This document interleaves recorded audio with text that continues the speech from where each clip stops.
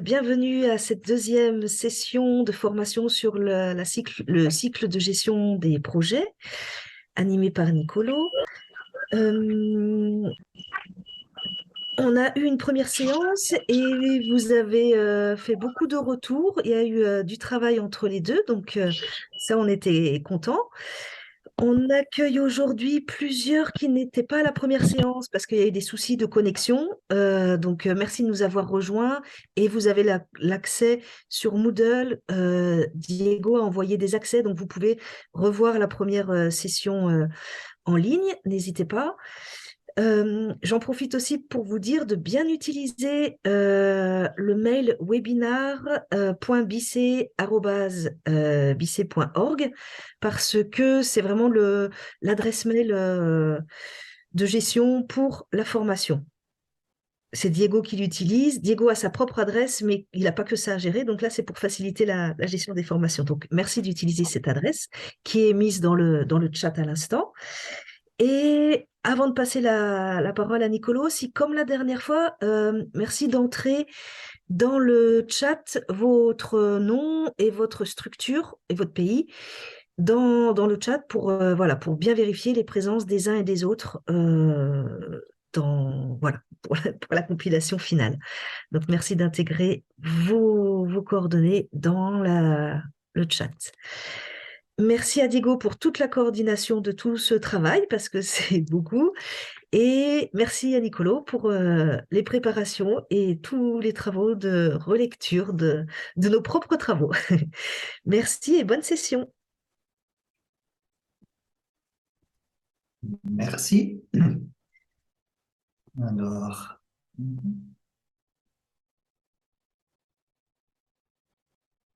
alors, merci et merci Marie-Laure, merci Diego, merci à tous. Et donc, on commence cette deuxième session et je voudrais faire une petite introduction sur ce que on va, on va voir et faire aujourd'hui.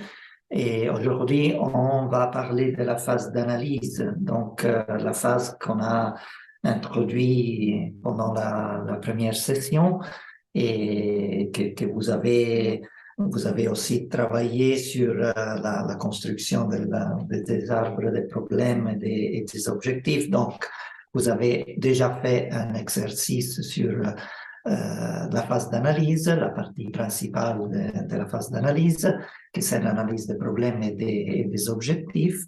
Mais aujourd'hui, on va voir aussi un peu plus en détail d'autres aspects de la phase d'analyse, l'analyse des parties prenantes et un peu la construction des objectifs à partir des problèmes. Et donc, on va voir ces aspects en détail et après, on va voir un peu des exemples des travaux que vous avez faits pour voir quelques difficultés qui j'ai pu voir et qu'on peut discuter ensemble. Et merci pour les travaux, sont très bien et vous avez fait un très bon travail. Et c'est très important, je pense, de le revoir un peu ensemble pour voir et comprendre bien les difficultés qu'on peut avoir dans cette phase de construction de l'arbre des problèmes et des objectifs. Bon, avant de commencer, si vous avez des questions sur ce qu'on a vu la dernière fois ou quelques questions que vous voulez poser avant de commencer, c'est le moment de le faire. Sinon, on va commencer.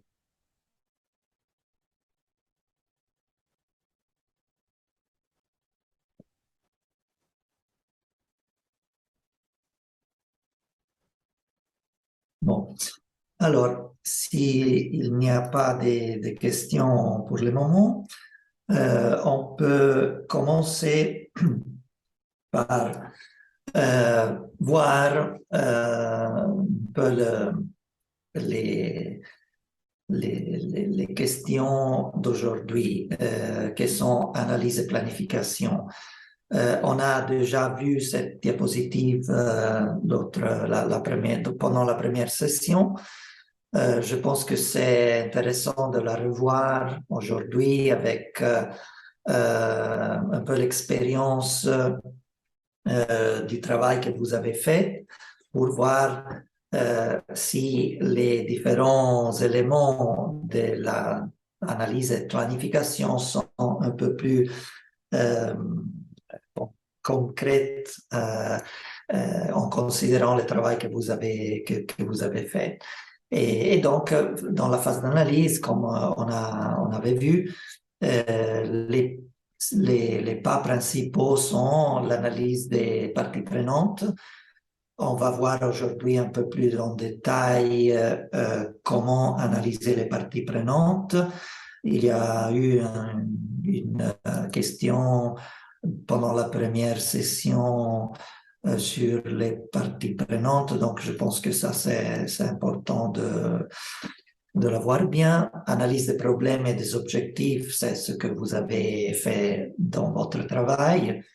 On va voir avec les exemples de vos travail un peu plus en détail les difficultés qu'il y a eu dans cette analyse.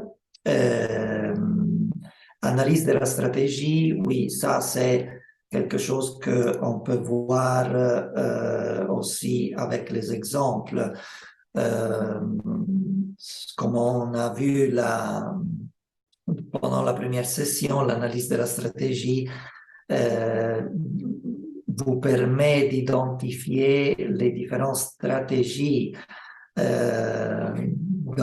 après l'analyse des problèmes pour atteindre les solutions que vous voulez obtenir. Dans les exemples, on va voir que pour une bonne analyse des problèmes, des objectifs et de la stratégie, c'est très important de faire une identification très spécifique des problèmes et des objectifs. Et ça nous permettra de identifier des objectifs réalistes et des objectifs sur lesquels on peut travailler, on peut actuer, et aussi une stratégie pratique, concrète qu'on peut réaliser. Donc, on va revoir ces aspects dans la suite de notre session. Et la phase de planification, donc ça c'est ce qu'on va voir plus spécifiquement dans la prochaine session, et il y aura aussi un exercice pour la prochaine session, que c'est le développement du cadre logique. Donc, à partir de la structure de l'analyse des objectifs, de l'arbre des objectifs, développer un cadre logique. Donc, une structure du projet où on peut tester la logique interne du projet, voir les risques et formuler des indicateurs qui seront nécessaires pour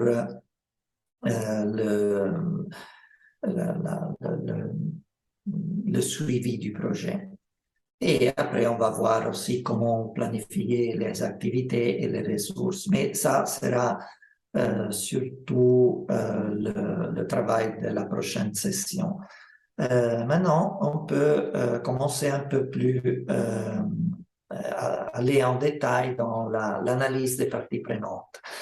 Et cette analyse ne rentre pas directement dans le cadre logique. Il n'y a pas normalement dans le cadre logique une section dédiée à parties prenantes, mais c'est très important pour identifier le contexte du projet, les différentes responsabilités, les risques. Et donc, c'est une partie très importante de l'identification et de la planification, de l'analyse du projet qui vous peut aider aussi à préparer une bonne présentation de la situation, une bonne description de la situation où le projet va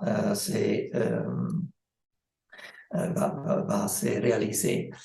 Les parties prenantes d'un projet sont tous les groupes ou les individus qui sont impliqués dans le projet, donc qui sont influencés positivement ou négativement. Ça, c'est important de le considérer par le projet, ou dont leur intérêt peuvent avoir un impact sur le projet. Il y a nombreux parties prenantes différents. Ici, il y a des exemples. Par exemple, les bénéficiaires d'un projet sont très importants parties prenantes, les organisations partenaires, gouvernementales ou non gouvernementales, les donateurs, les personnes qui apportent des fonds ou des biens, des services sont des parties prenantes, les personnels et les bénévoles du projet, les organismes de réglementation. Ça, c'est un type de partie prenante très important. Normalement, c'est une partie prenante qui peut avoir une influence très forte sur les projets. Les autorités locales, régionales, locales, étatiques, toutes les autorités qui ont un rôle dans le projet, les médias, les grands publics et les entités politiques, sociales, religieuses qui peuvent avoir une connexion avec les projets. C'est important de voir que chaque partie prenante peut avoir différents niveaux d'intérêt pour un projet et d'influence sur le projet. Donc, il est important de connaître toutes les parties prenantes et d'identifier leur niveau d'intérêt dans le projet et influence sur le projet pour voir comment gérer ces parties. Donc ici, dans cette diapositive, il y a un peu disons une analyse, comment on peut faire l'analyse des parties prenantes. Comme vous voyez, il y a, on analyse les parties prenantes en considérant deux critères, le critère de l'influence sur le projet et les critères de l'intérêt dans le projet. Donc, l'influence peut être faible ou élevée et l'intérêt faible et élevé. Et pour chaque niveau d'influence et d'intérêt dans un projet, on peut identifier différents types de parties prenantes et différents, disons, niveaux d'attention et d'action qu'il faut faire pour maintenir la satisfaction, l'intérêt, disons,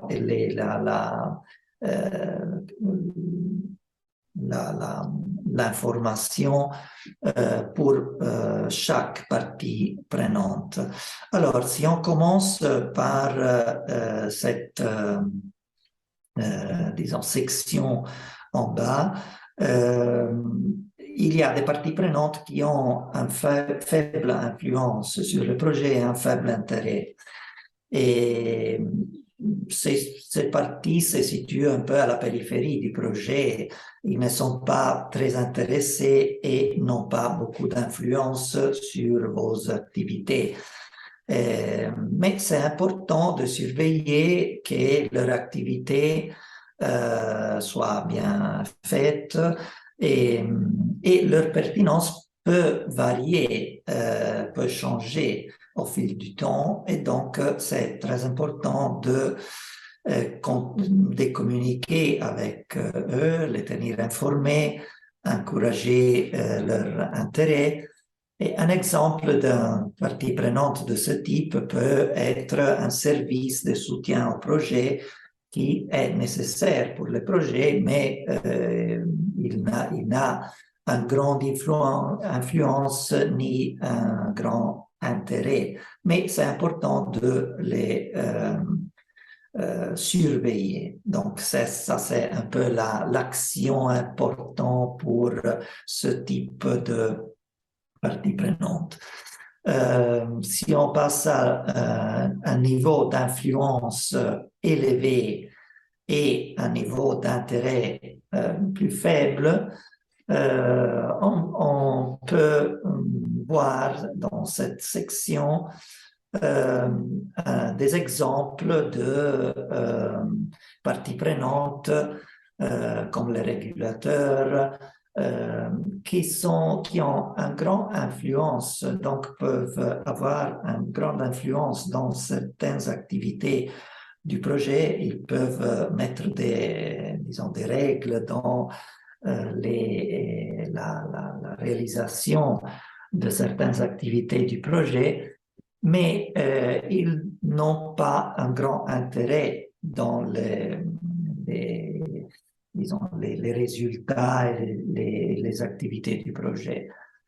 Et donc, c'est important de tenir compte de leurs objectifs, de leur rôle dans le projet et voir qu'ils veillent à ce qu'ils soient encore toujours satisfaits dans le cadre du projet pour qu'ils puissent continuer à défendre le projet, à travailler pour disons, une bonne déroulement du projet. Et donc, c'est très important de maintenir satisfait ce type de parties prenantes. La troisième catégorie de parties prenantes, on considère par exemple cette partie qui a un intérêt élevé dans le projet, mais une influence plus faible. Par exemple, les utilisateurs finaux d'un programme, les membres de la communauté, des groupes d'action. Ils sont des groupes qui ont un très élevé intérêt un intérêt élevé dans le projet, mais leur influence n'est pas toujours très forte. Et c'est parti, il faut anticiper leurs besoins, les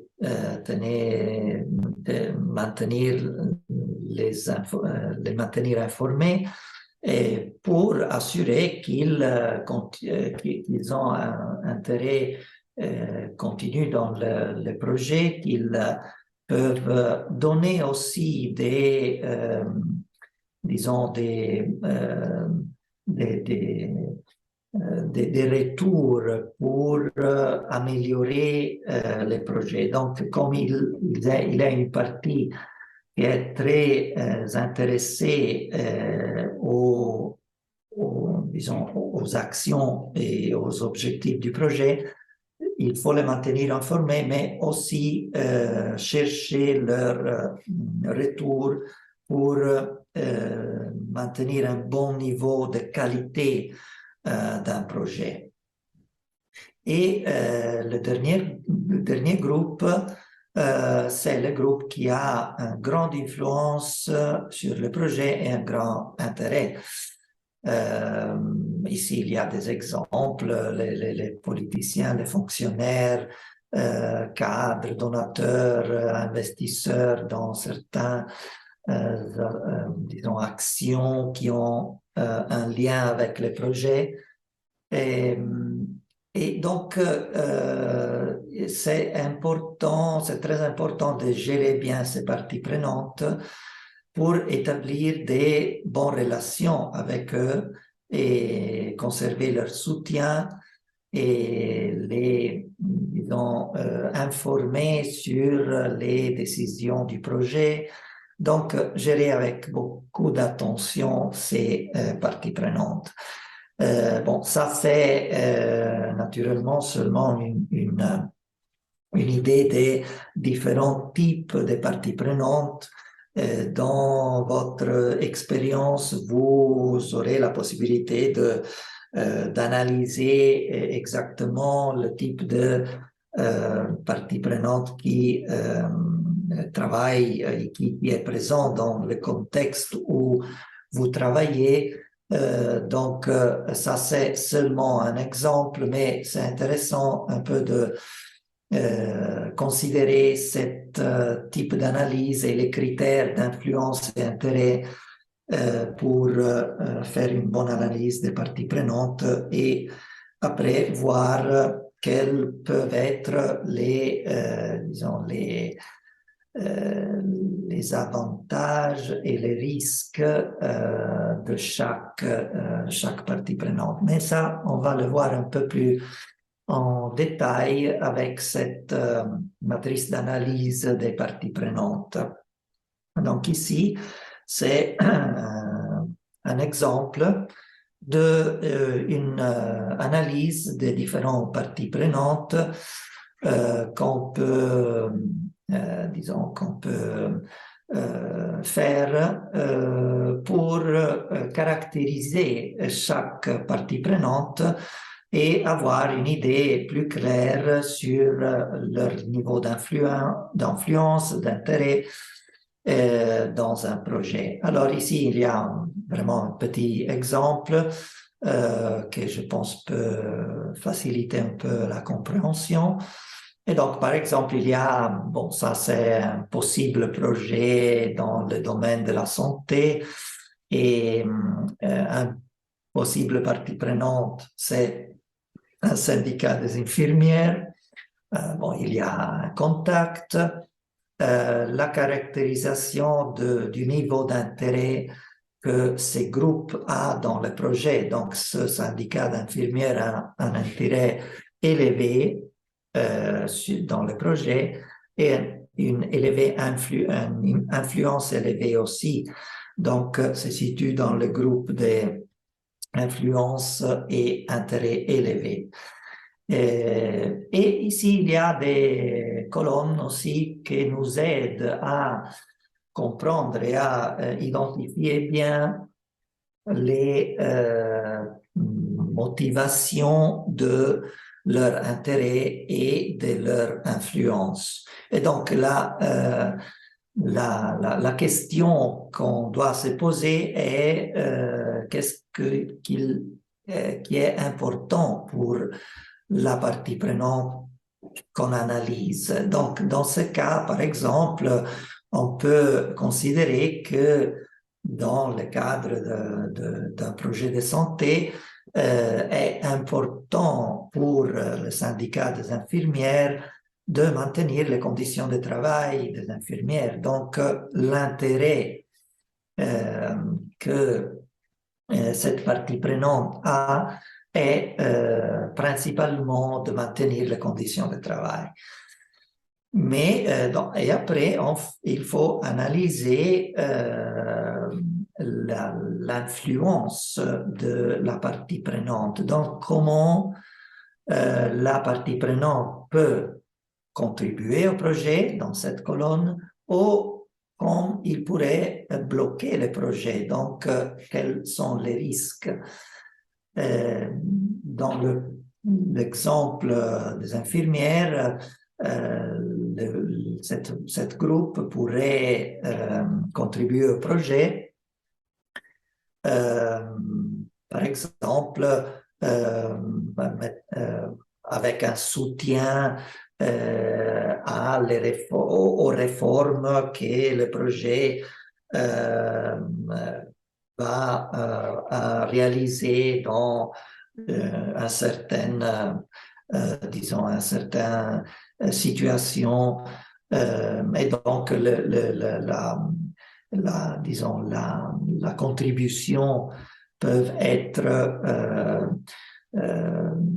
que les membres du syndicat mettent en œuvre les nouvelles réformes. Et par contre, un risque, c'est que, par exemple, le syndicat se met en grève, donc il peut bloquer certaines réformes du projet.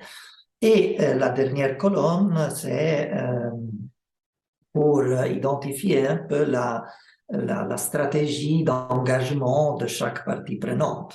Dans ce cas, par exemple, faire des tables rondes mensuelles pour informer, pour discuter les problèmes du projet, c'est une possible stratégie. Mais donc, il y a différents types de stratégies possibles, mais ça, c'est un exemple.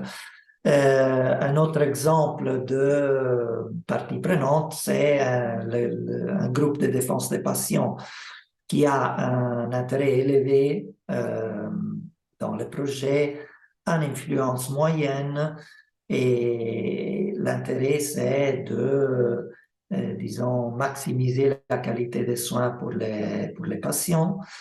La contribution au projet pourrait être des communiqués avec les autres parties prenantes pour soutenir les réformes, donc soutenir l'action du projet, un possible risque ou action qui pourrait bloquer le projet, c'est, disons, c'est plaindre de la qualité du service. Donc, communiquer, disons, faire une communication négative sur la qualité des services après les réformes.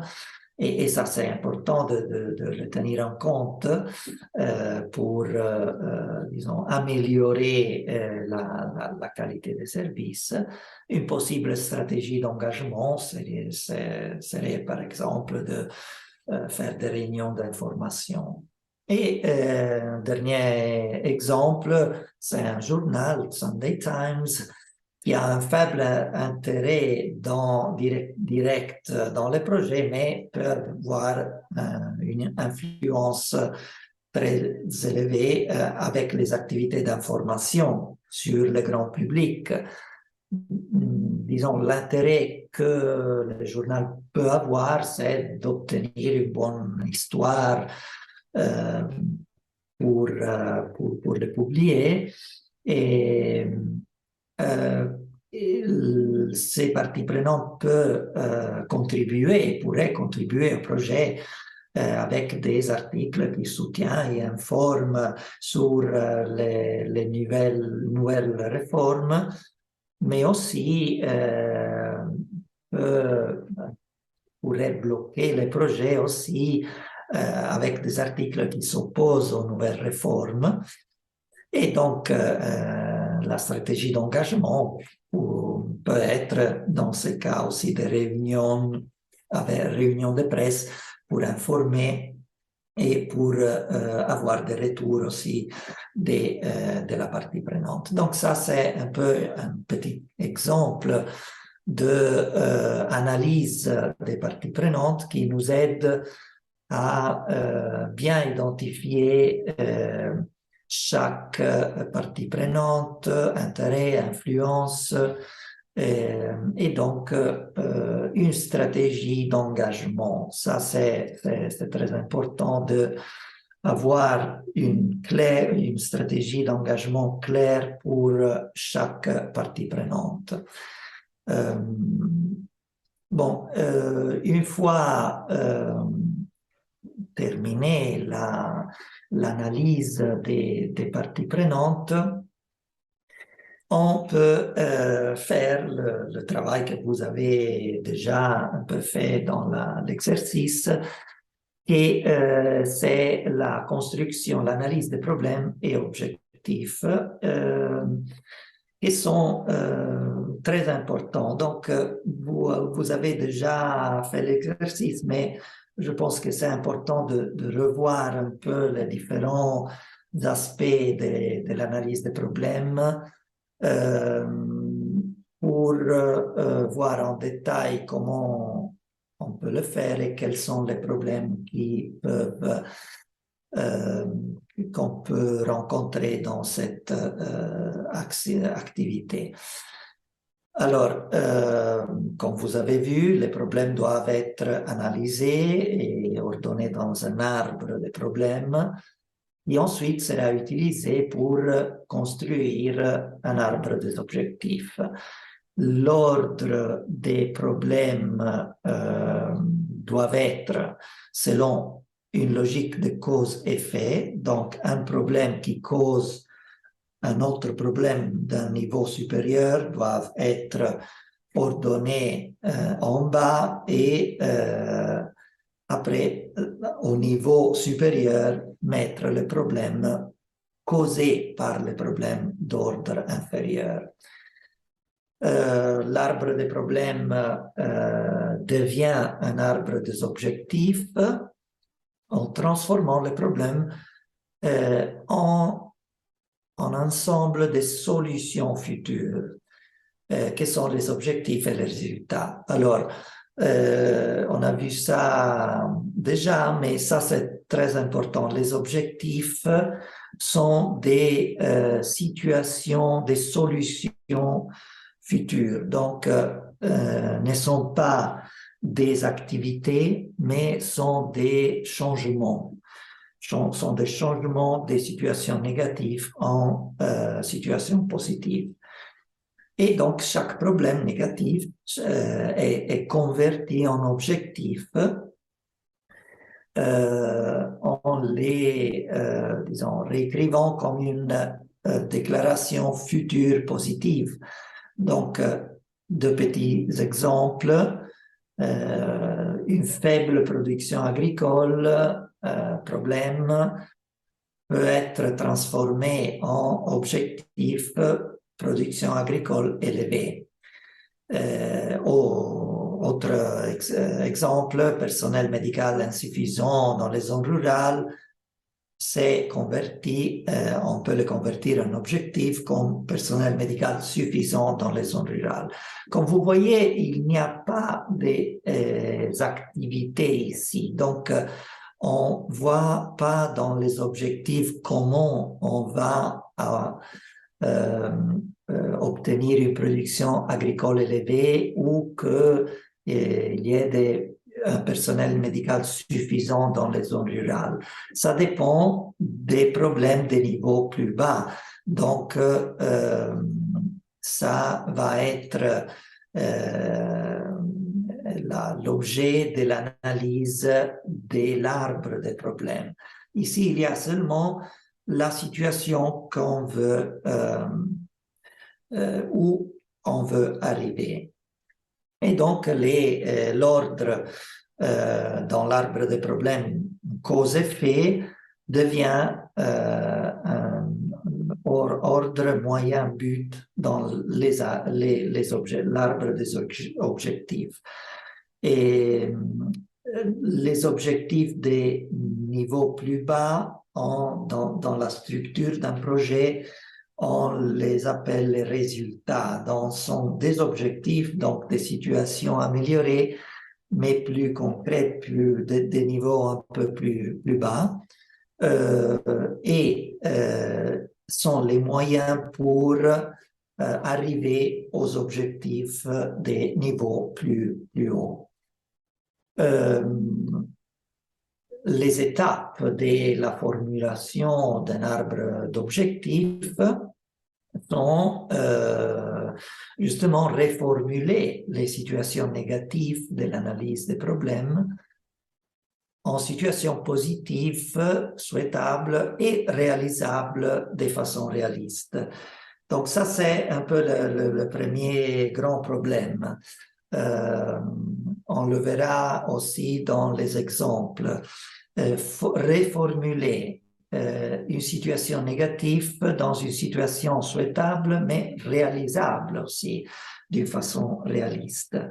Et ça, c'est très important pour pouvoir après identifier des activités et une stratégie de notre projet qui soit réaliste et qui puisse réaliser vraiment les objectifs qu'on a identifiés. Et donc, le problème du réalisme des objectifs a son origine dans l'analyse des problèmes même. Et donc, si les problèmes sont identifiés d'une façon générique ou trop générale, alors c'est difficile d'arriver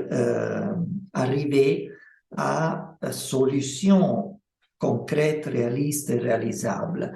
Donc, les deux analyses des problèmes et des objectifs sont très liées et c'est très important d'être très spécifique dans l'analyse des problèmes pour arriver à des objectifs réalisables et réalistes.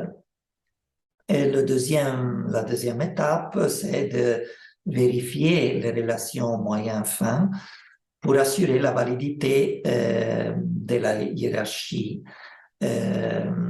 Donc, les relations cause-effet de l'arbre des problèmes doivent être transformées en liens moyen-fin dans l'arbre des objectifs. Cette vérification, c'est important parce que ça permet de voir si les liens cause-effet et moyen-fin sont des liens réalistes. On verra dans un exemple d'un travail que vous avez fait et peut-être il y a un problème ici dans les relations cause-effet des problèmes qui est après disons mène à un problème dans l'arbre des objectifs. Donc la logique dans l'analyse des problèmes peut être vérifiée avec la logique de l'arbre des objectifs. Donc c'est un procès, disons, de vérification. Si l'arbre des objectifs que vous construisez à partir de l'arbre des problèmes n'est pas réaliste, alors peut-être qu'il y a un problème avec l'analyse de la situation. Et donc, il faut revenir à l'analyse des problèmes pour vérifier disons, la logique de l'analyse. Et donc, la troisième étape, c'est de réviser les déclarations de l'arbre des objectifs, ajouter des objectifs si semblent pertinents ou nécessaires, ou supprimer des objectifs qui ne sont pas appropriés ou nécessaires ou qui ne sont pas réalistes. Et donc, c'est très important cette phase de révision des objectifs pour nous aider à valider la structure logique du projet. Ici, il y a des exemples disons, de formulation d'objectifs à partir du problème. Ce sont des exemples très simples, mais on peut être intéressant de le voir. Par exemple, la qualité de l'eau de la rivière se détériore, c'est un problème. peut être reformulé en la qualité de l'eau de la rivière s'améliore. Donc, c'est simplement la reformulation en positif d'un problème. Perte de confiance dans le service public, la confiance est restaurée dans le service public. Transport public sans mauvais état peut être reformulé en les transports publics sont maintenus en bon état. Donc, sont, comme vous voyez, des situations souhaitables, mais avec cette, disons, cette formulation d'objectifs, on n'est pas encore arrivé à la formulation de la stratégie et des activités nécessaires. Mais c'est très important de voir où est-ce que nous voulons arriver avec notre projet. Bon, ici, il y a un petit exemple disons, d'un problème, d'une erreur qu'on peut avoir dans, disons, la reformulation des problèmes en objectif. Par exemple, si on énonce un problème comme l'absence de niveau de pluie adéquat, on le transforme en un objectif d'avoir un niveau de pluie adéquat disponible, ça c'est un objectif irréaliste. Nous ne pouvons pas intervenir dans le phénomène de la pluie en espérant qu'il y aura suffisamment de pluie. Et alors, il faut se concentrer sur ce qu'on peut faire avec notre projet. Et donc, dans ce cas, une possible formulation d'un objectif pourrait être système d'irrigation établi et opérationnel dans un contexte agricole où l'absence de niveau de pluie suffisant peut poser un problème. Donc, c'est très important de analyser bien le type d'objectif, le réalisme de l'objectif qu'on formule. Et comme vous le voyez, normalement, ce problème se manifeste quand l'énoncé du problème est un peu générique. Donc, l'absence de pluie, c'est un problème, mais c'est un problème très générique, très général. Donc, ce n'est pas quelque chose où je peux, disons, prendre action et faire quelque chose. C'est important, c'est plutôt le contexte dans lequel je vais travailler. Donc, c'est très important d'analyser bien la formulation des problèmes. Mais on va voir ça plus en détail avec les exemples. Et donc, on arrive disons, à la formulation de l'arbre des problèmes et des objectifs qu'on a déjà vu et qui a été l'objet de votre exercice. Alors, je dirais, si vous avez des questions sur ce qu'on a vu jusqu'à maintenant, on peut voir votre question et après, on va voir des exemples avec votre travaux pour voir un peu les difficultés avec, disons, la construction d'arbres de problèmes. Alors, s'il y a des questions, aussi si vous avez eu des difficultés dans la construction de l'arbre des problèmes et des objectifs, quelles sont les difficultés que vous avez rencontrées dans cet exercice. Bon, s'il y a question.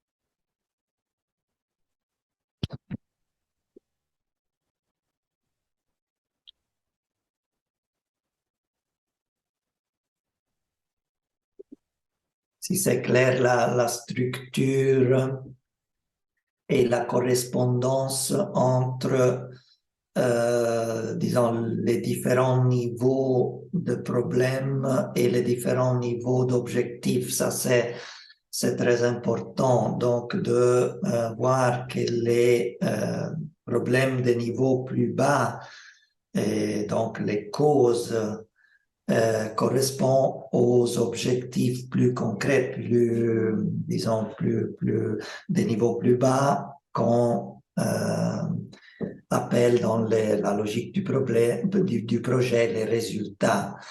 Et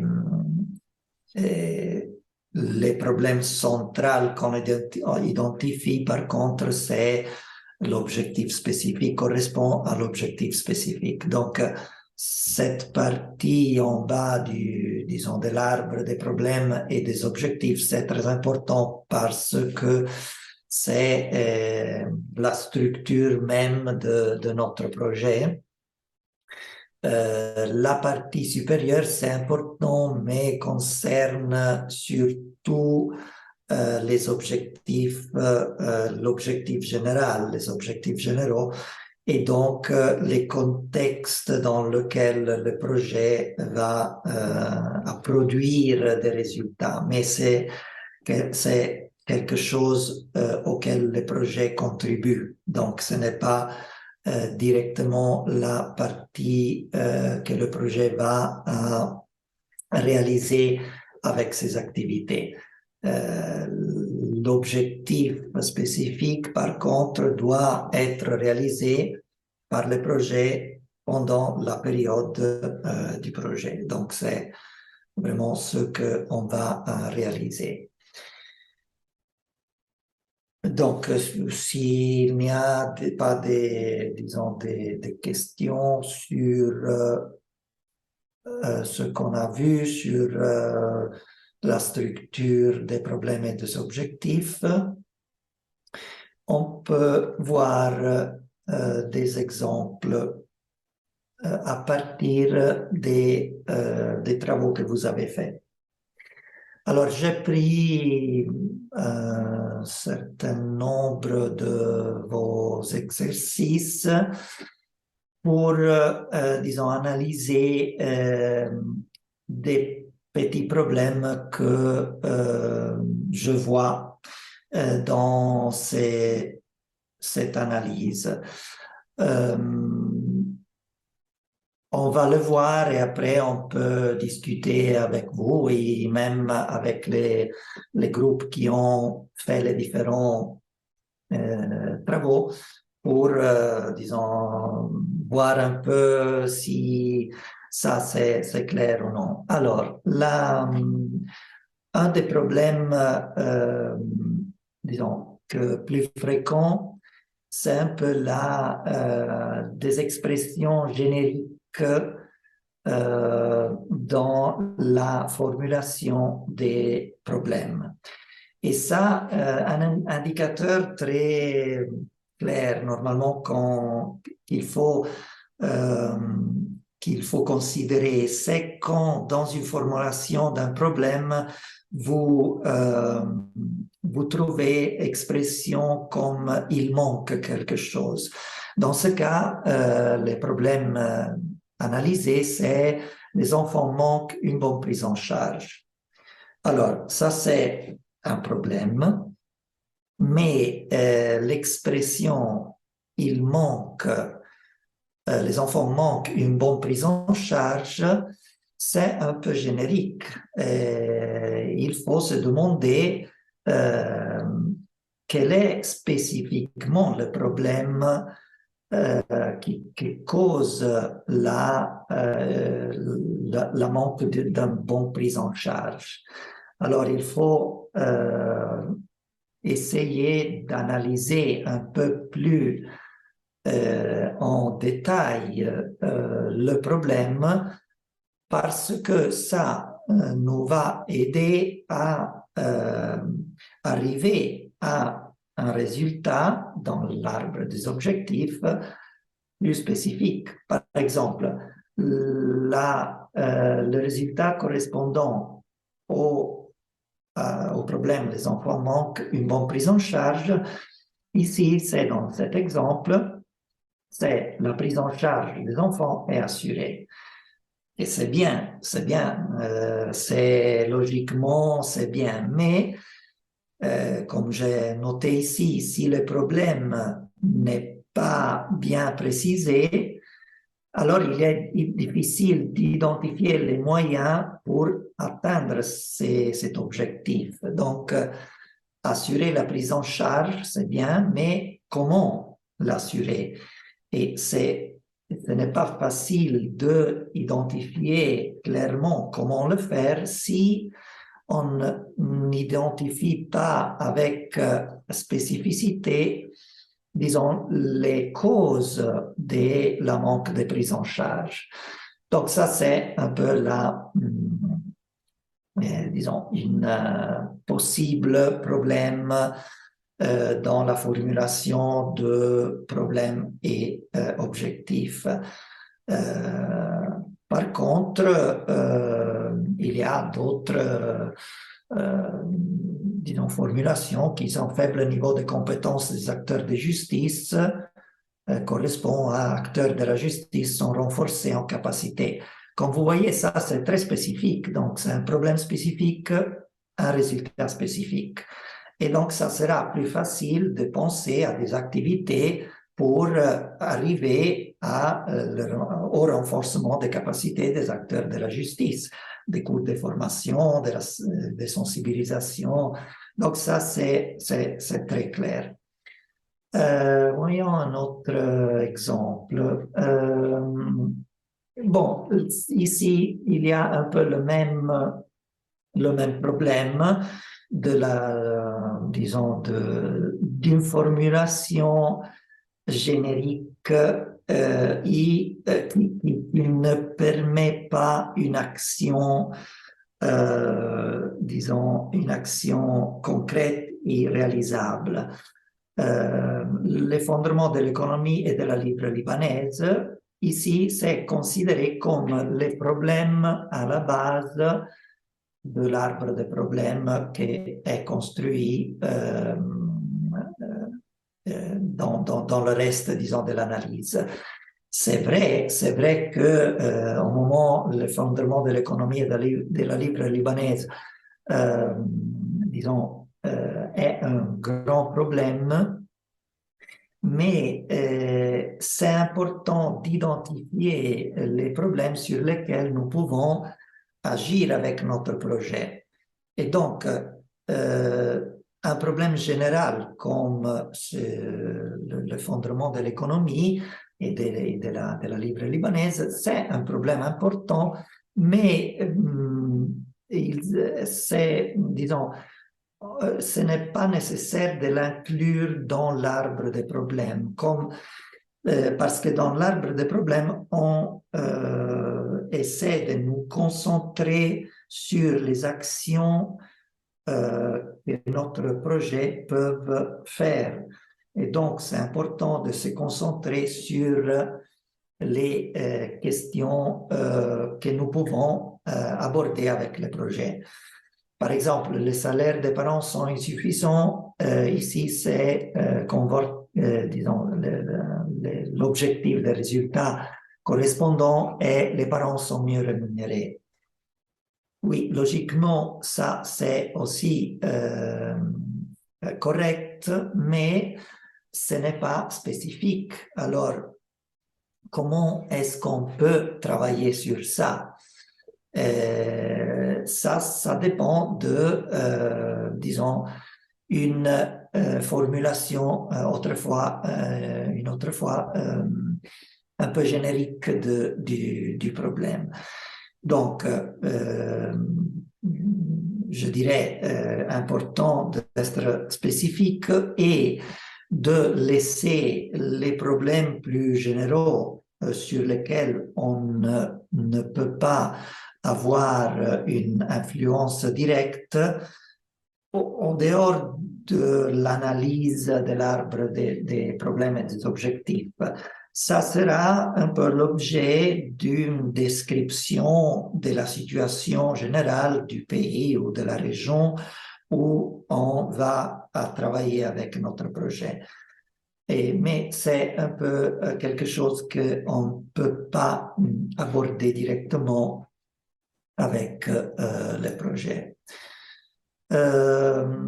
Bon, ici, il y a un peu le même problème. La pauvreté considérée comme un problème, oui, c'est sûr, et ces problèmes peuvent amener aux problèmes de niveau supérieur.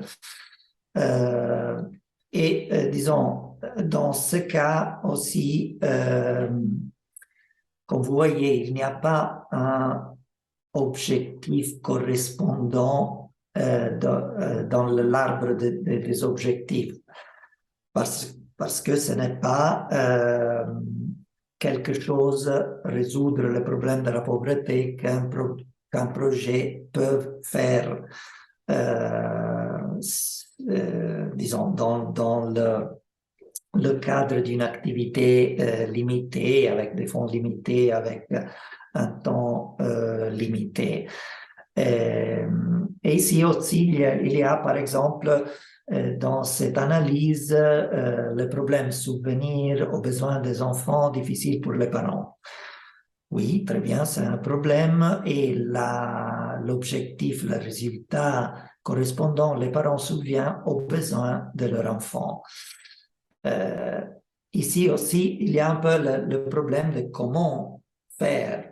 Donc, dans l'analyse des problèmes, c'est important d'être spécifique pour identifier des solutions réalisables. Alors, les parents ne peuvent pas subvenir aux besoins des enfants parce que il y a une situation de disons, de travail, il y a suffisamment de travail ou il y a un problème des déplacements. Il faut essayer d'être spécifique pour pouvoir formuler un résultat spécifique et donc des activités réalisables. Par exemple, s'il y a un problème d'emploi, de difficulté à avoir un travail pour certains, pour une catégorie de personnes, alors on pourra, par exemple, formuler un résultat disons, avoir un service de placement pour le travail dans une certaine communauté, dans une certaine région active pour que ce service puisse aider les personnes à trouver un travail et avoir donc les moyens pour subvenir aux besoins de leurs enfants. Donc, comme vous voyez, c'est toujours un peu le problème de la spécificité. Bon, ici, il y a un problème différent, plus des logiques sur l'arbre des problèmes et des résultats. Donc, ici, le problème central identifié, c'est la délinquance juvénile et fréquente. Et la conséquence, c'est la rareté de certains produits alimentaires. Alors, la question, c'est est-ce que ça, c'est un effet direct du problème central? Moi, je ne vois pas ce lien, cette relation, mais donc il faut bien penser la logique. Donc, les problèmes qui apparaissent dans la partie ici en haut sont les conséquences du problème central. Et, par exemple, les enfants sont exploités, la non-scolarisation, la pauvreté, un manque de moyens. Ça, c'est très général, mais bon, au niveau de l'objectif général, ça peut être un peu plus, disons, justifiable. Et donc, attention aux relations logiques entre les problèmes et les objectifs.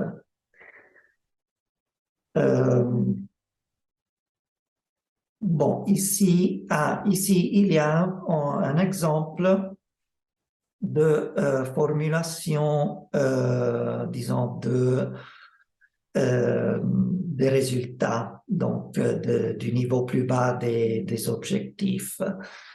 Alors, ici, je vois un peu un problème des formulations.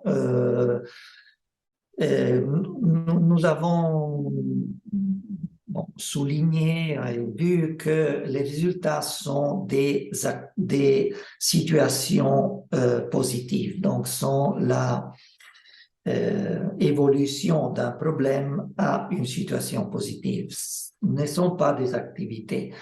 Alors ici, par exemple, il y a des activités. La formulation de ces résultats, c'est création de nouveaux emplois, promouvoir l'épanouissement global de l'enfant, garder, protéger les enfants. Donc, ce type de formulation, normalement, est utilisé pour formuler, décrire des activités, des actions que le projet met en place pour obtenir, pour arriver à des objectifs. Et, bon, ici, il y a aussi, disons, dans la formulation de ce niveau de résultat, ici, disons, il ne s'agit pas des résultats, mais plutôt possiblement des stratégies, donc des stratégies d'action dans le cadre d'un projet, que ça c'est quelque chose qu'on peut identifier dans un projet. On l'a vu dans l'exemple qu'on a fait la dernière fois. Dans un projet, on peut identifier différentes stratégies, par exemple une dimension sociale, économique. Il y a différentes stratégies dans un projet, mais ces types de formulations ne sont pas des formulations qui peuvent décrire des résultats. Les résultats sont il faut les formuler comme une description d'une situation positive. Donc, bon, il faut voir avec attention de formuler correctement les résultats. Bon, ici, il y a un peu notre exemple d'un problème un peu générique que vous voyez ici. Il y a autrefois l'expression manque de moyens. Ça, c'est normalement indique, cette mot indique un peu une généricité dans la formulation d'un problème et manque de moyens des parents pour nourrir suffisamment les enfants. Ces types d'identification, comme on a vu déjà dans un autre exemple, rend difficile la formulation d'un résultat réalisable parce que c'est difficile de voir sur quels éléments spécifiques il faut agir, travailler pour résoudre ces problèmes et pour penser à une situation positive. Parce que logiquement, la situation positive serait qu'il y ait moyens suffisants pour nourrir les enfants, mais ce n'est pas clair comment on peut le faire, quels sont les problèmes spécifiques qu'il faut aborder pour résoudre ce problème. Bon, ici, il y a un autre exemple d'un résultat qui est formulé comme une activité. Les subventions d'AGR sont octroyées aux parents. Alors, formulé comme ça, il s'agit d'une activité. Le résultat correspondant à cette activité serait qu'un certain nombre d'AGR soit établi dans une communauté ou dans une certaine région. Mais le résultat, c'est quelque chose de permanent, donc une situation que les AGR soient établis et fonctionnent bien et donnent la possibilité aux personnes qui gèrent ces AGR d'avoir disons, d'avoir des revenus suffisants. Donc, attention à la formulation et la différence entre une formulation d'activité et de résultat. Bon, ici, il y a peut-être deux problèmes. Un problème de relation cause-effet que au moins je vois un peu ici. Par exemple, ici, il y a les organisations locales ouvrant dans les camps ne sont pas appuyées suffisamment. Et les organisations locales non dotées d'une bonne capacité de mobilisation des fonds. Alors, je me demande si peut-être c'est, disons, s'ils n'ont pas, si peut-être il faut, disons, changer l'ordre de ces deux problèmes. Donc, si les organisations locales n'ont pas une bonne capacité de mobilisation de fonds alors, et, disons, ils ne sont pas suffisamment appuyés, ils n'ont pas la possibilité d'être appuyés suffisamment. Ça, c'est une possibilité.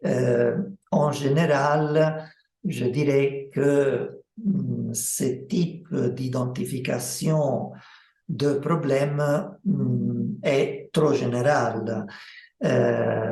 Ici, quels sont les problèmes spécifiques que les organisations et les projets doivent résoudre?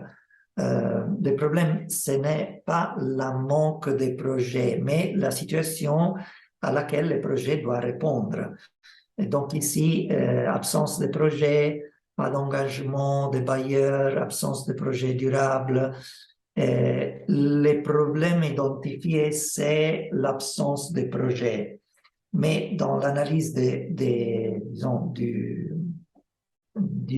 problèmes, il faut voir quels sont les problèmes que les projets doivent essayer de résoudre. Donc,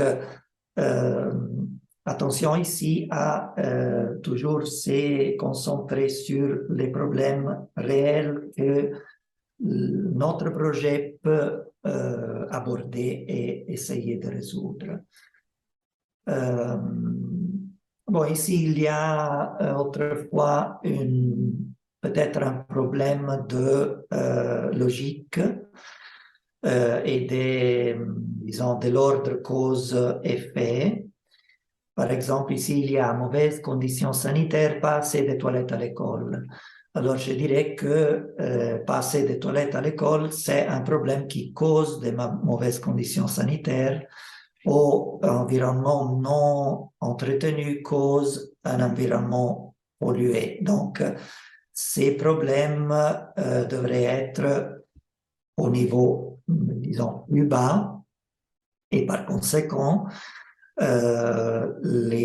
disons, dans l'arbre des objectifs, il devrait avoir une inversion de l'ordre des objectifs correspondant au problème. Donc, s'il y a une disponibilité de toilettes, alors les conditions sanitaires seront améliorées et si l'environnement est entretenu, l'environnement est assaini. Et donc, un peu disons, la logique, c'est important, la logique de cause-effet et moyen-but. Et autre problème ici, insuffisance de moyens. C'est un problème, mais c'est une identification générique. Quelle est la cause de l'insuffisance de moyens? Quel est le problème sur lequel le projet peut agir? Parce qu'ici, les moyens sont disponibles, oui, c'est logiquement l'objectif correspondant à ce problème, mais c'est difficile d'identifier comment on peut agir pour réaliser ces résultats. Et donc, comme vous voyez, la question de la spécificité dans les problèmes, dans l'identification des problèmes est centrale. Et un dernier exemple. Bon, ici, oui, je vois un peu disons, un problème de conversion du problème central disons, en objectif spécifique. Problème central, augmentation du nombre des enfants en situation de rue. Objectif, la cohésion au sein des familles est renforcée.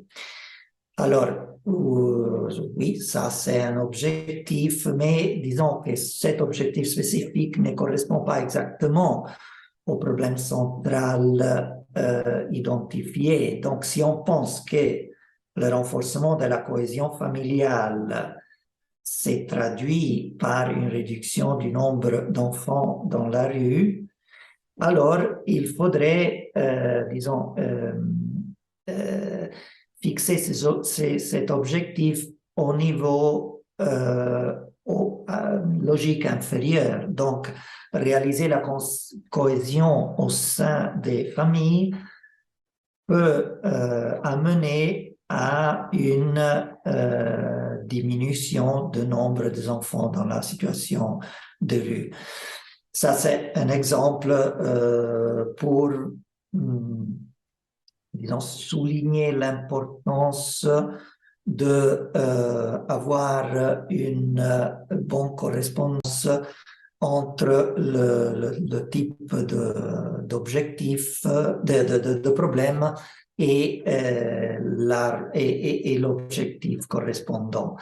Mais ça, c'est justement le procès qu'on doit faire, de fixer des problèmes et des objectifs et voir s'il y a des problèmes dans la logique, réviser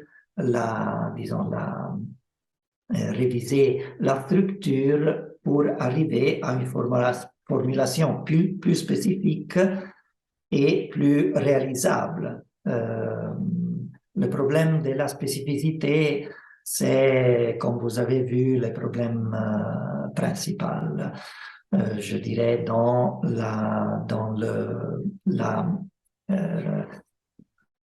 le travail d'identification des problèmes. De toute façon, je vous remercie pour le travail que vous avez fait. C'est très bien et c'est très intéressant. Je pense que ça nous peut aider à vraiment avoir quelques petits problèmes que normalement on rencontre dans la formulation. Parfois, il y a un peu le problème, devez penser que quand vous identifiez des problèmes et construisez un arbre de problèmes et des objectifs, la personne qui lit votre travail ne connaît pas les contextes, ne connaît pas la situation où vous travaillez. Donc, pour ça, c'est très important d'être spécifique parce que peut-être que vous connaissez des éléments qui rendent clair disons, la présentation que vous avez faite, mais qui ne connaissent pas la situation doivent pouvoir avoir une description très spécifique, très claire des problèmes et de la situation problématique. Alors, je dirais que pour l'analyse de votre travail, c'est tout. Et avant de voir l'exercice pour la prochaine fois, s'il y a des questions, on peut le voir maintenant. Et après, on va terminer avec l'exercice pour la prochaine fois. Juste la dernière ligne, causer-résultat, j'ai eu l'impression que c'était vraiment l'activité à réaliser, en fait, en rédigeant et en réfléchissant. La première sensation que j'avais, c'était de faire que c'était une activité. Après, j'ai repris l'exemple et j'ai essayé de reformuler de manière un peu plus générique. Mais est-ce que c'est est-ce que c'est pas grave si on fait en activité ou est-ce qu'il faut rester un peu générique? Alors, et dans l'arbre des objectifs, Oui, surtout objectif. oui, Tout en alors, bas. La dernière. oui.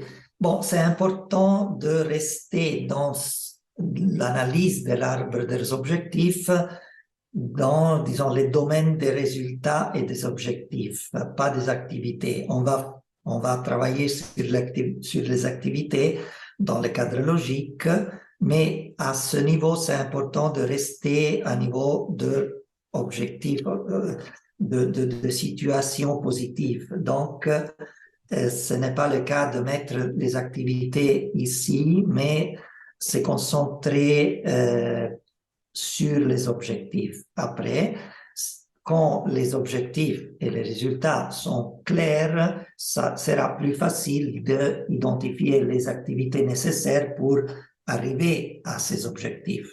Je ne sais pas si Oui, je comprends. C'est pas facile des fois. J'allais Oui, très vite à vouloir dire le plaidoyer va permettre d'atteindre la gratuité. Donc c'est un peu en même temps une activité et un peu un objectif. C'est parce que oui, c'est l'activité de plaidoyer qui permet la gratuité. Donc il aurait fallu juste mettre obtention de la gratuité, mais on ne précise pas que c'est via une activité de plaidoyer. oui. Après, on va préciser le cadre logique et la description des activités, les activités Les nécessaires. activités précises pour pas. Mais l'idée, c'est de ne se concentrer pas sur les activités dans cette phase pour avoir très clair Qu'est-ce où qu'on est veut? qu'on veut arriver Mhm. Ok. et quels sont les problèmes qu'on veut résoudre. Parce que sinon, le risque, c'est de se concentrer sur les activités et on peut arriver à des activités qui ne sont pas nécessairement logiquement connectées avec les problèmes à résoudre. Ça, c'est un Mhm. peu la Oui. logique. D'aller trop vite et puis de louper quelque chose. Ok, Oui, merci merci. Marie-Laure. Merci. Alda,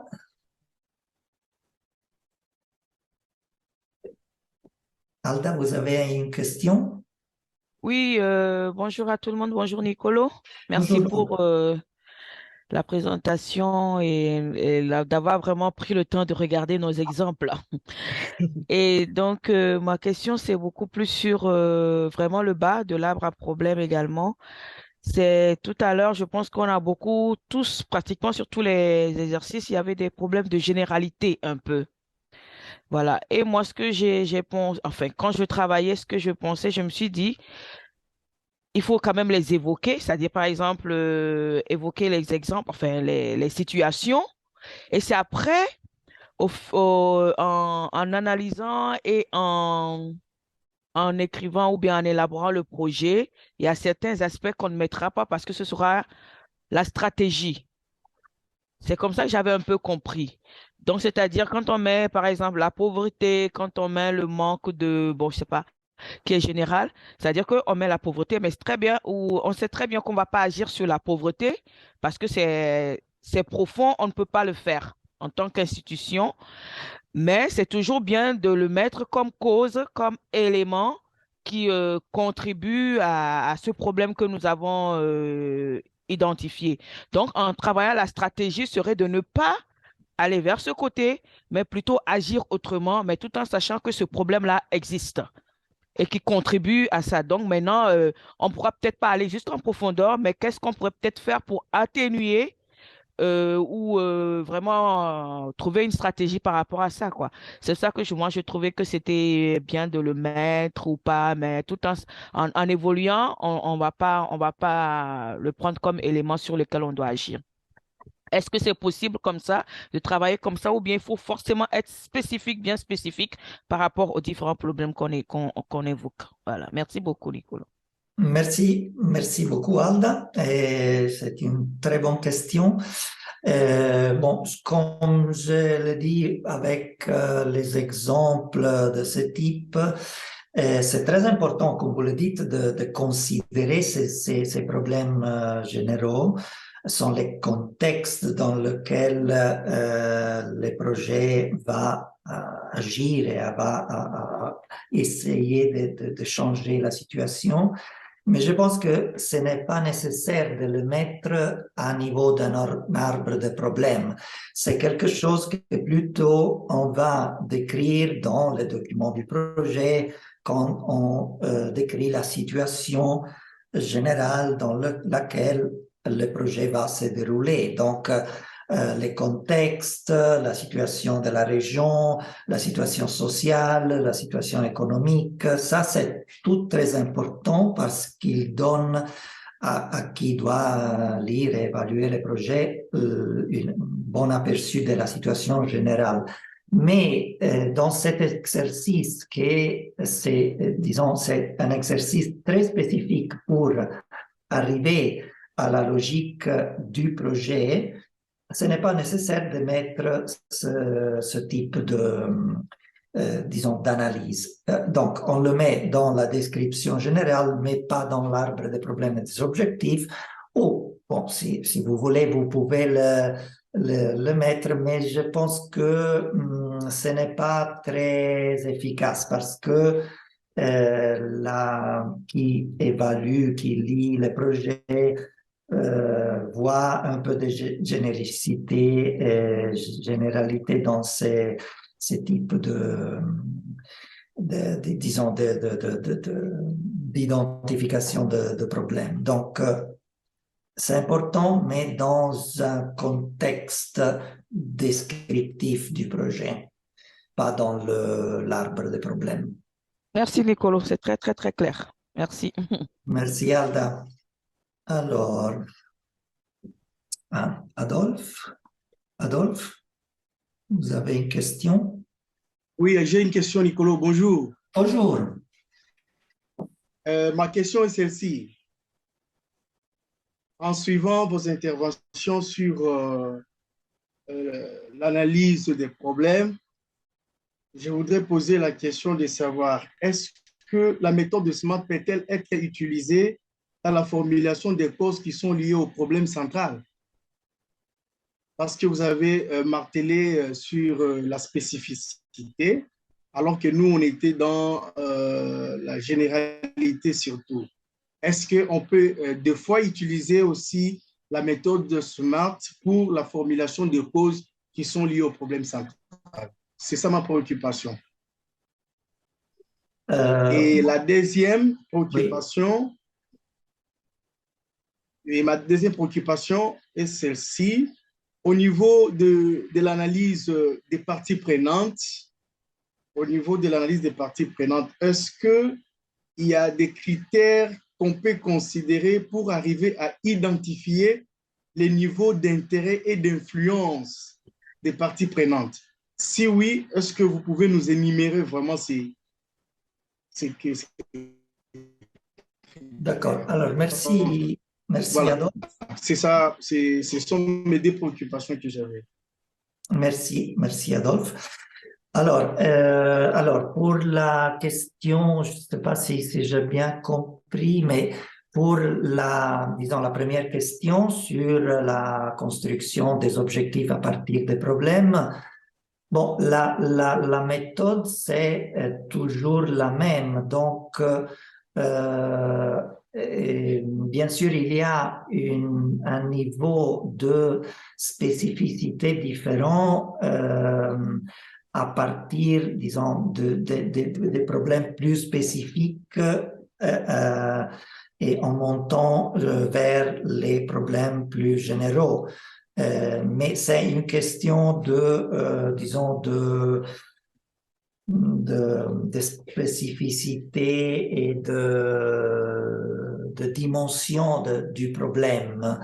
Mais la méthode de construction des objectifs correspondants, c'est toujours la même. Donc, un problème spécifique aura un résultat correspondant très concret, très spécifique, parce que c'est du même niveau. Un problème central, par exemple, la déperdition scolaire, par exemple, dans ces cas, est un problème un peu plus général et aura un objectif un peu plus général, disons, un peu plus générique si vous voulez, mais c'est important, ce de la spécificité, disons, d'être très spécifique, surtout sur la partie plus en bas de l'arbre des problèmes et des objectifs pour arriver à formuler des objectifs réalisables, quelque chose sur lequel je peux travailler avec le projet. Quant à la dernière, la deuxième question sur les parties prenantes, sur l'intérêt et l'influence, bon, la méthodologie, c'est un peu peut-être ce qu'on a vu avec cette matrice d'analyse. Donc, se demander pour chaque partie prenante qu'est-ce qui est important pour la partie prenante et ça nous va donner la mesure de l'intérêt de chaque partie prenante dans le projet et les autres questions, comment la partie prenante peut contribuer ou peut bloquer le projet, ça, ces deux questions nous aident à déterminer l'influence de la partie prenante. Donc, si ça, c'est la question, bon, c'est un peu réfléchir sur intérêt et influence des différents parties prenantes à travers ces questions qui nous aident à, disons, avoir une bonne perception de leur niveau d'intérêt et d'influence. Je ne sais pas si j'ai répondu à votre question. Merci, vraiment, les explications sont claires comme de l'eau. Merci beaucoup. Merci, Adolphe.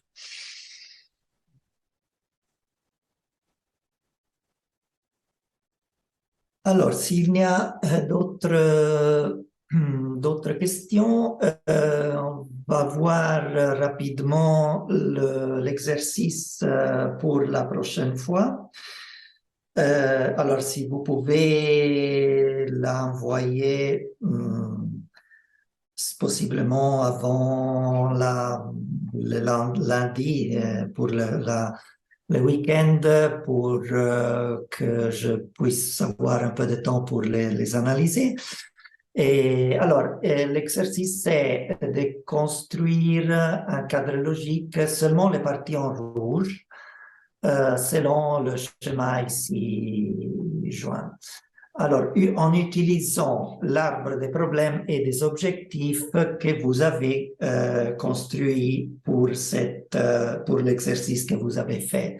Donc, il s'agit ici de mettre dans ces cases les différents niveaux d'objectifs, l'objectif général, spécifique, les résultats et les activités. Alors, dans l'analyse des objectifs, on a vu les différents objectifs général, spécifique et résultats.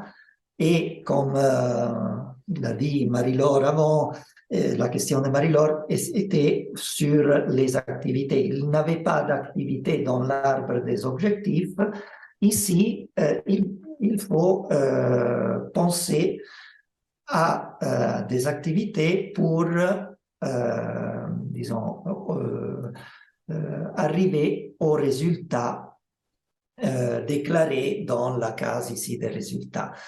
Et donc, c'est la structure logique du projet avec les activités.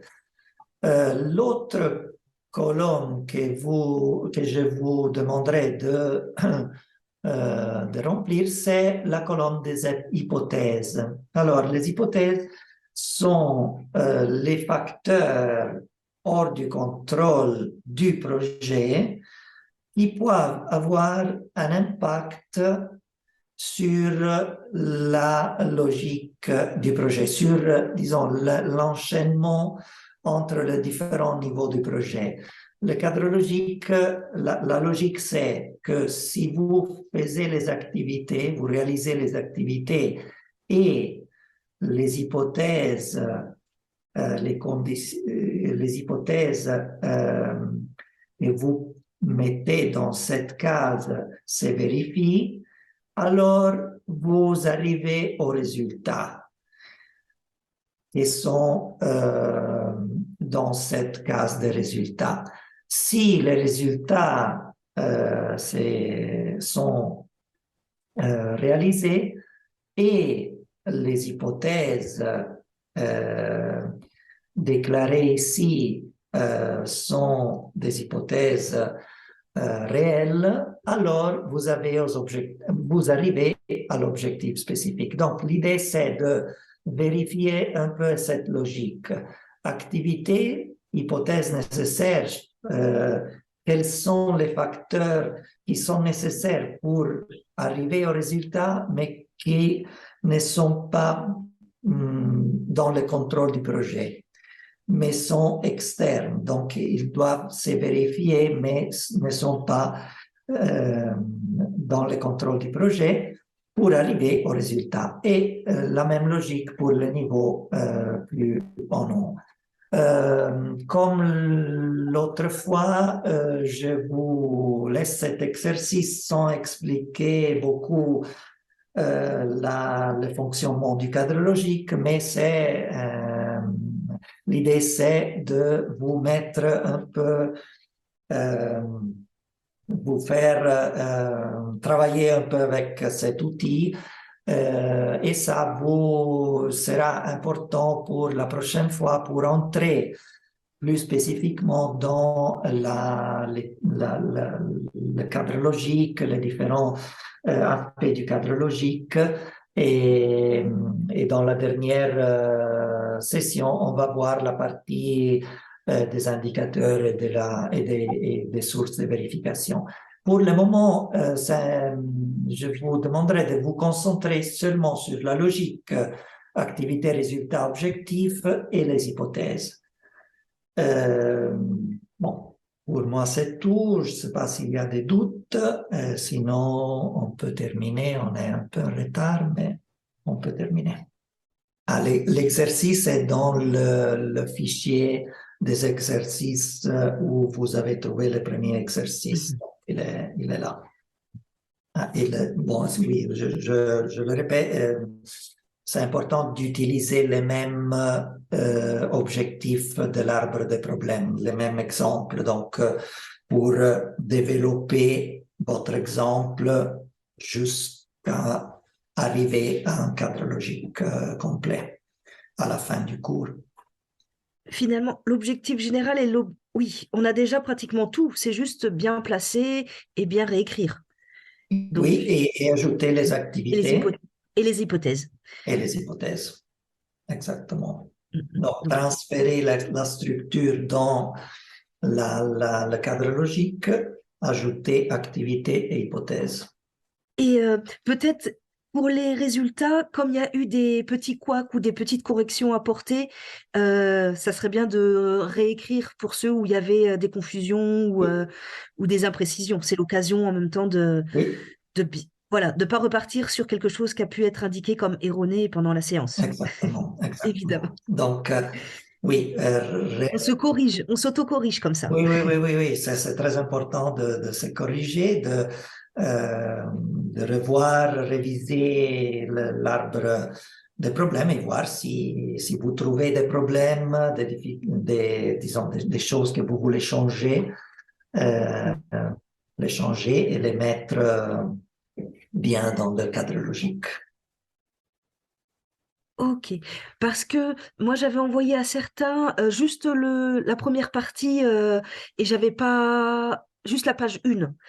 Donc Ah, c'est bien de recopier dans la page, voilà, et de reprendre dans tout le document. Comme ça, on a toute la suite dans le même document, les différentes étapes. Voilà, c'est une petite précision parce que j'avais envoyé pour pas faire de confusion, mais maintenant qu'on est à l'étape supérieure, il faut avoir les deux arbres, et après cet exercice 2, tout ça dans le même document. Donc il suffit de copier-coller, voilà. Et tout ça c'est dans le Moodle, mais je vous le renverrai aussi. Voilà. Et il avait renvoyé ça aussi, je crois, la version entière, Diego. Je vérifierai. Mais voilà, pour qu'ils sachent que certains ont peut-être fait que la première partie. Et voilà, qu'il faut tout avoir sur le même document pour bien tout croiser. OK. d'accord. Alors, Ignace indique de partager. Ce document, il est dans le Moodle. Vous avez accès. Si vous n'arrivez pas à vous connecter sur le Moodle, il faut nous le préciser. Comme ça, au moins, on sait qu'il y a peut-être un problème de connexion ou des difficultés. Mais tous les documents, et voilà, c'est quand même super pratique de les avoir. Les liens pour revoir les vidéos, les documents, le PowerPoint aussi de l'intervenant. Donc tout ça, c'est dans le lien que Diego vous a transmis avec un compte. Vous avez un compte dédié, individuel. Oui, c'est bien d'entrer dans les plateformes Moodle, mais s'il y a des problèmes, on peut écrire l'email du webinaire et on peut vous aider à chercher l'information. Ok. Alors, s'il n'y a pas plus de questions, on va Mhm. pouvoir libérer Nicolo, le remercier vivement pour la clarté des propos, les échanges. Et puis, je pense que ça nous permet vraiment d'affiner nos pratiques et voilà, on positive. Donc ça, merci beaucoup Nicolo pour Merci. l'entraînement que tu nous fais. Et voilà, c'est quand même très, très important ces exercices-là parce que la théorie, on la connaît déjà tous plus ou moins, mais c'est la mise en œuvre où c'est pas toujours évident. Donc là, c'est vraiment important de jouer le jeu pour faire cet exercice-là parce que vous savez déjà un bon nombre de choses, mais voilà, l'important, c'est la mise en œuvre. Merci à tous, merci Nicolo, merci Diego, et à la semaine prochaine, même heure, 9h GMT. OK. Parfait. Merci Merci. beaucoup et bonne semaine.